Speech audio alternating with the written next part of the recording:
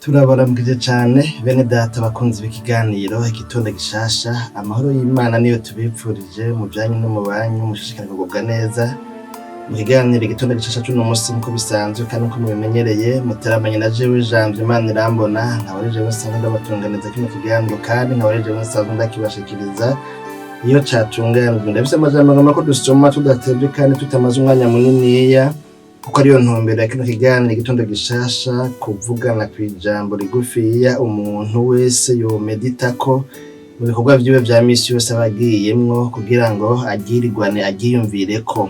Dusoma amajambo y'Imana tubona mu gitabo c'Abami ba kabiri igice ca 6 umurongo no wa 15 tugeze ku murongo wa 17, turaho ko aya majambo avuga.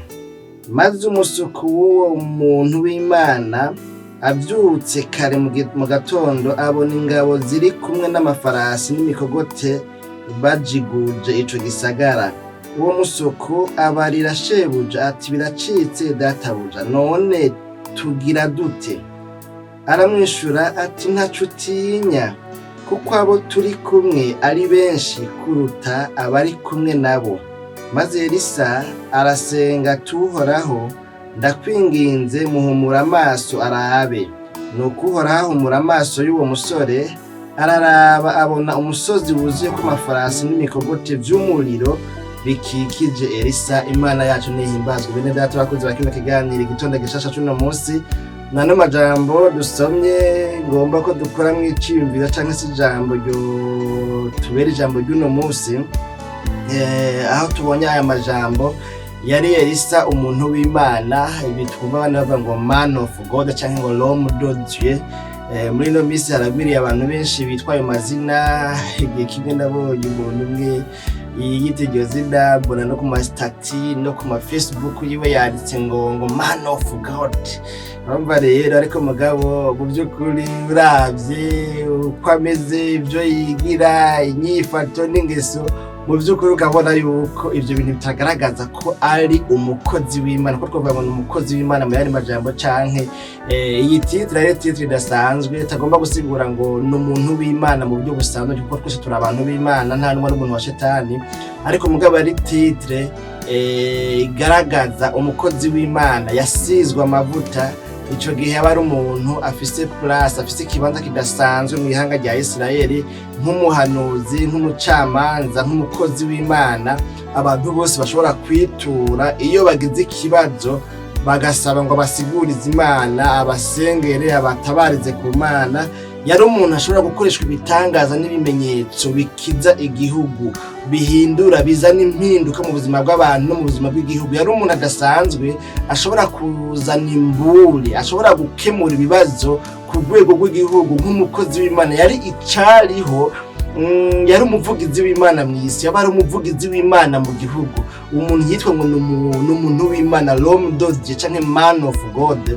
Yaba ari umuntu uvuga ngo ni icariho c'Imana, ni umuserukizi w'Imana mu gihugu, ni umuserukizi w'Imana mw'isi. Murumva yuko rero burya abiyita ba man of God bose burya si ba man of God, ahubwo n'abantu b'Imana, kubera ko natwe turi abantu b'Imana. None rero Steve nagomba kujamwo mu ntunga sinzi ngene bigenza. None rero kino gihe rero ngo umwami w'Isiriya cyari igihe ngo yaza atera Abisirayeli, akunda gutera ngo Abisirayeli. Hanyuma rero ngo mugabe igihe cyose hapfunditswe inama yo gutera Abisirayeli, ngo uyu muntu w'Imana, uyu mukozi w'Imana, uyu muambasaderi w'Imana, uyu muserukizi w'Imana mu gihugu c'Abisirayeli yitwa Elisa, ngo akaba yabimenye ntejo, ngo agaca abwira umwami w'Abisirayeli akamubwira ngo vyagenze ukunuku hari inama zafashwe zapfunditswe zo kugutera, mbere bavuze ko bagutegera naha, ushaka mbere rungika umuntu aje kuraba arabe ko ivyo bintu ari byo canke atari byo. Umwami w'Abisirayeli ngo yatuma abantu baja kumurabira abadoriya, bagaca basanga vya bindi umuntu w'Imana yamubwiye niko bimeze. Hanyuma rero ngo akaza arakira iyo mitego y'umwansi wiwe, ari we mwami w'Abisiriya. Uwo mwami w'Abisiriya, igihugu c'Isiriya, hanyuma ngo aratinda aragira amakenga, akoranya abantu biwe, ati nimumbarize mbega ninde yoba ari muri twebwe twinyegeje n'umugabo akorana n'Abisirayeli igihe cyose tugize inama tugapfundika ingene tubatera aca agenda kubabwira uyu muntu w'ikimenabanga ninde, uyu muntu w'icitso ninde. Hanyuma rero muri bo hacaba nk'umuntu amubwira ngo ya mwami mberega burya nta muntu n'umwe ngo ari muri twebwe agenda kumena amabanga, ngo ahubwo mu Bisirayeli hariho umuntu w'Imana, hariho man of God, hariho l'homme de Dieu, hariho umuserukizi w'Imana umuremyi w'ijuru n'isi mu gihugu c'Abisirayeli. Niyo mahirwe badusumbya, bafise umuntu w'Imana, bafise umuntu ari mw'ibanga ry'Imana, niwe abibira amabanga, niwe aca babwira ibyo twapfunditse byose mu nama zacu. Hanyuma rero ngo uyu mwami w'Isiriya acatuma abantu genda mubarerikiriza ahantu ari, hanyuma muce mumutera mumunzanire. Hanyuma rero barubika abantu. Rero aya majambo twasomye ngo umunsi umwe mu gatondo umusuku, umukozi wa wa muntu w'Imana Elisa, umukozi wa wa muserukizi w'Imana, ngo avyutse mu gatondo nambe yarazindutse gutekera icayi shebuja canke udukorwa two mu gatondo. Murabizi abakozi bavyuka imbere ya bashebuja bagatunganya, bagakoropa, bagakubura n'ibindi, kumbe n'amazi yo muri dushe bakashira, kumbe nimba n'amadushe bisaba ko bashiramwo amazi. Hanyuma rero ngo agize ngo asohoke acabona ngo aho hantu hakikujwe n'igitero c'ingabo nyinshi n'amafarasi menshi. Acagira ubwoba, aranduka umutima, aca arakoma induru, aturubuku, abwira shebuja ati none turagira dute? Hanyuma rero wa muntu w'Imana aca aramubwira ati yacutinya. Ngaho ku murongo wa 16 twabonye avuga ngo aramwishura ati ntacutinya kuko abo turi kumwe ari benshi cyane kuruta bari kumwe n'Imana yacu nishimwe. Nahanyene rero ngomba kuri ijambo ry'uno munsi n'ijambo rivuga ngo ntacutinya kuko ingabo zigukikije, ingabo muri kumwe zisumbya ubwinshi ingabo z'abansi ziguhanze ziguteye impande zose. Imana yacu nihimbazwe. Uyu muntu w'Imana rero Elisa acarasenga Imana ati Mana humura uyu muntu, ndakwinginze ngo umuhumure. Erega igituma agize ubwoba, igitumye acitse ivutu, igitumye arandutse umutima, igitumye yumva yota komoka adafise niyahungira, adafise niyaho ayomokera, ni kubera adafise amaso y'imwemu amwereka ahubwo ingabo zimukikije, ingabo zidukikije. Arabisha amaso y'umubiri. Uyu muntu n'umunyamubiri, mbana n'umunyamubiri, arabisha amaso y'umubiri gusa, atarabisha amaso y'imwemu ngo abone inyishu, abone ugutabagwa, abone inzira zawe zirenga igihumbi, zirenga ibihumbi ugiye gucamo kugira ngo umutabare. Uyu muntu rero ndakwingize ngo muhumure amaso, yitegereza araye. Imana gushirahumura amaso wa musore agize gutya, aho kubona babasi, aho kubona babasaya, aho kubona babandi babakikuje baza no kubatera,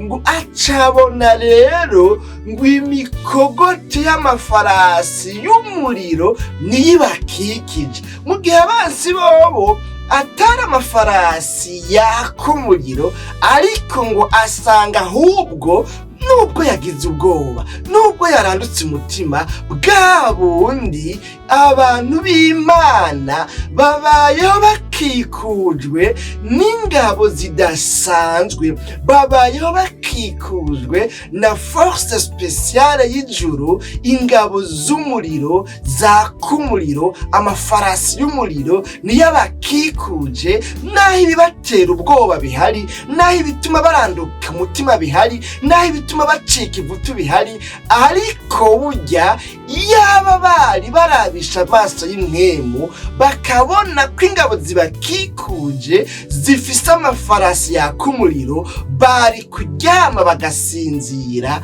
bagatuza, bagahumura, ntibari gutinya, kubera yuko babonye yuko bakikujwe n'ingabo zisumbye ubwinshi kandi zisumbye ubushobozi n'imbaraga vya bindi vyari bisamaje ngo bibayongobeze bibamire mirunzwa. Imana yacu nidutabara. Nano majambo rero sinzi urashobora kuri mu bihe bigoye, biruhije, bibabaje, amageragezwa, intambara, ingwara, uruhamo, uruvugo, ibitero by'uburyo butandukanye, ku kazi, muhira, mu mibano, mubo mwigamna, mubo mwirigwana, mubo mungana, mubo muvukana, mu miryango hirya no hino, ibya kera byo mu gisokuri, byo ibya karande, ibintu byinshi ugasanga ubona utagira iyo uja n'iyo uva, ubona utagira imbere n'inyuma, ntugira iburyo n'ibubamfu, ntugira ahantu namwe wocarukira, ukaba muri no minsi ucitse ivutu, ufise ubwoba, urandutse umutima. Ariko iri jambo nkuzaniye ni ijambo ry'umugisha, ni ijambo ry'amahoro, ni ijambo ry'ihumure ngo muri kino gitondo usenga Imana iguhumura amaso yawe y'imkemu, aho kuraba amaso y'umubiri ngo arabe ibiguhangayikishije, ahubwo Imana igutabare, uhumuka amaso y'imkemu, ubone ugutabarwa kw'Imana kugukikuje, ubone abamarayika, ubone ingabo z'Imana